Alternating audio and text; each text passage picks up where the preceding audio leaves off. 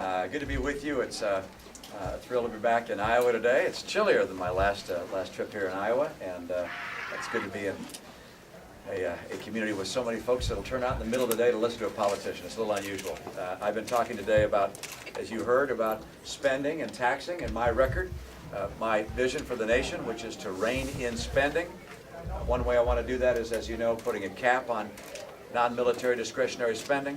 I also want to make the Bush tax cuts permanent, kill the death tax once and for all, put in place my savings plan. And of course, I'm proud to point to my record as governor. You see, senators can point to things they'd like to do, but they don't really have a budget they have to stand up and defend, or a tax record that they have to stand up and defend. But governors and a mayor, we all get the chance to lay out our record. And I'm proud of the fact that as governor, I lowered taxes 19 times. Now, not all of those were back-breaking lifts, but some were. The swing in capital gains of some $500 million from a big hike they were going to have to a refund instead was a pretty big deal. We got that done.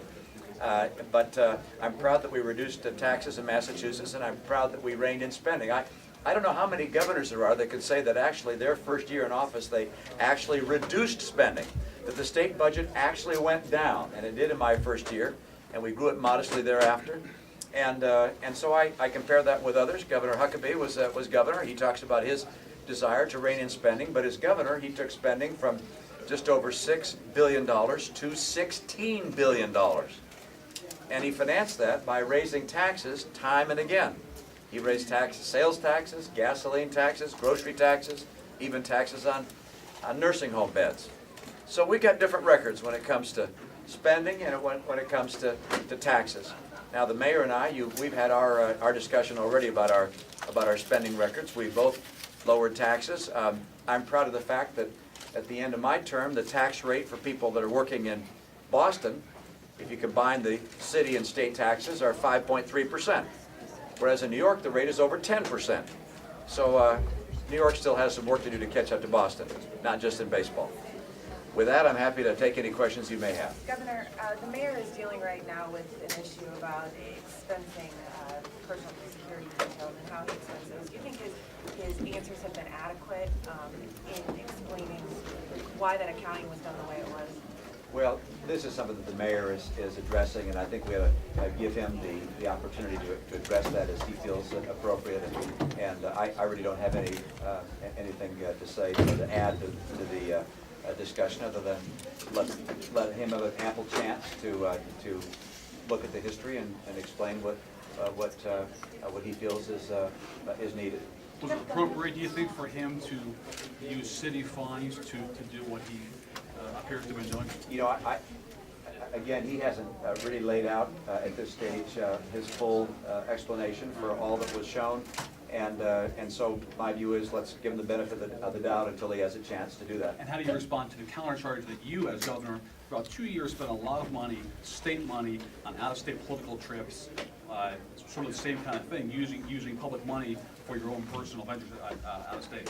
Well, the use of security is 24 hours a day, regardless of what you're doing. Whether you're taking a vacation at the beach or whether you're traveling for politics, that's a very normal procedure. I have no objection to the governors of the country and presidents and other officials who have security. You don't have security only when you're on official business. Security is associated with your travel and protection wherever you are, and that aspect is not something which is unusual or I think inappropriate. You really couldn't have security that was only with you at certain times, or you'd very much be at risk. Governor Romney, whatever happened to Ronald Reagan's 11th commandment, thou shalt not speak ill of another Republican? Well, when you take incoming fire day after day, at some point you decide you're going to return fire. And in my view, the key is to focus on differences on issues and not make personal attacks. There's nothing wrong, at least in my view, with pointing out differences on issues. And so if we're going to talk about our record on spending and taxes, I want to describe that of my other candidates out there and my own record. Let people make their choice. When we're talking about illegal immigration, there are big differences between us. For instance, Governor Huckabee, despite what he said in the debate, did support giving in-state tuition breaks to illegal aliens. As I listen to that debate, you'll have to listen carefully. He certainly gave the impression he did not support that. He was only in favor of scholarships for illegal aliens. But going back and looking at the record, he actually supported giving in-state tuition breaks to illegal aliens. I disagree with that view. I think that's a mistake.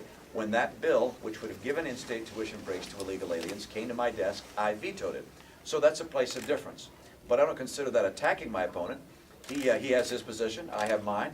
But I do think it's important, particularly in a state like Iowa where the race is going to be tight, that we talk about the differences between us and let people choose based upon some of those differences. When we Why, talk Governor, about illegal- why is the race tight? I mean, you said it's colder now. What has changed in the political climate here in Iowa to make the race tight? You know, from the very beginning, I said this was going to be a very close race, and I'm not at all surprised. I've been saying that for months, that I thought it would become very narrow. I think the same thing will happen in other states. It's going to be a narrow race. Why? And because people have a lot of people to choose from, and they get to know folks and find things they like about different candidates. That's what you expect. My guess is that between Hillary Clinton and the Republican nominee, it's going to get down to less than a 1 percentage point gap by the time we're finished.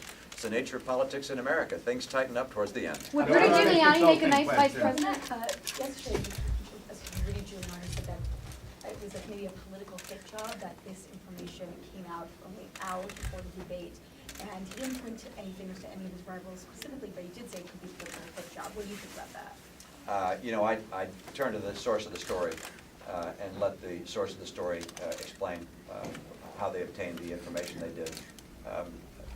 I have no information that would suggest one way or the other what the answer is to his charge in that regard. And Governor, I mean, what about the follow-up reports that said that his then mistress, Judith Giuliani, was using the New York police as a taxi service, according to some officials? You know, again, the charges and allegations that have been brought forward, in my view, will have, there will be ample opportunity for the mayor to respond to those if he chooses to do so, and until that time, I just give him the benefit of the doubt. But hasn't he already said that it's absolutely not true and it was a political hit job? I think that's the answer he's given. Is that final answer, I mean, is that enough for you, or are you? There are a number of things that were alleged in the original story, and he will have an opportunity to respond to each of them, I believe. Governor As a Romney, management is consultant- waterboarding, Pardon? As a management consultant, let me ask you a management consulting question.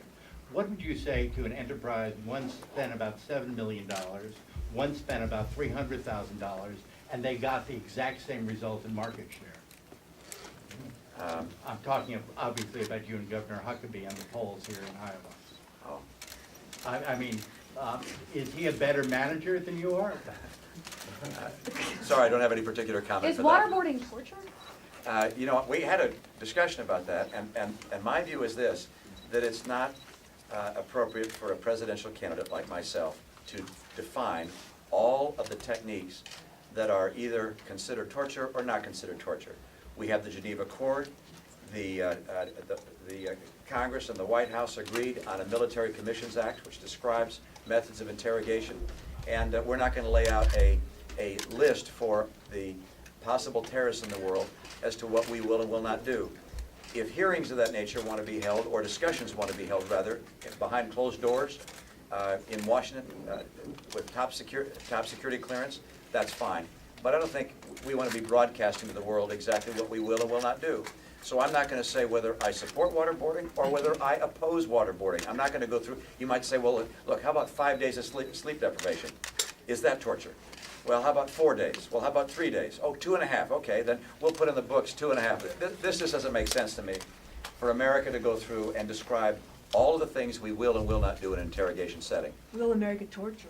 Pardon? Will America torture? No, we do not torture, we will not torture. Okay, one Governor, more with question, Giuliani, you know, in the last couple of weeks, you've been saying that Giuliani's no different than Hillary Clinton. Are you concerned that if Giuliani were to be the Republican nominee, that the Republicans actually would be taking certain issues off the table to use against Hillary Clinton? I think it would be very difficult for our party to win the White House if our nominee was so similar to Hillary Clinton on abortion, on same-sex civil union, on guns, on sanctuary cities, and on a record of ethical lapses, and I'm referring to the Bernie Carrick matter. those positions are so reminiscent of Hillary Clinton's past and her current positions that it would make it more difficult to establish the kind of distinct alternative that's necessary to win an election as a Republican. Can I follow up on Walter's question about why it is that Huckabee has spent just a fraction of what you spent? He's closed the gap here, sir. I'm not a pundit. You're going to have to hire the pundits. Win. Thanks, everybody.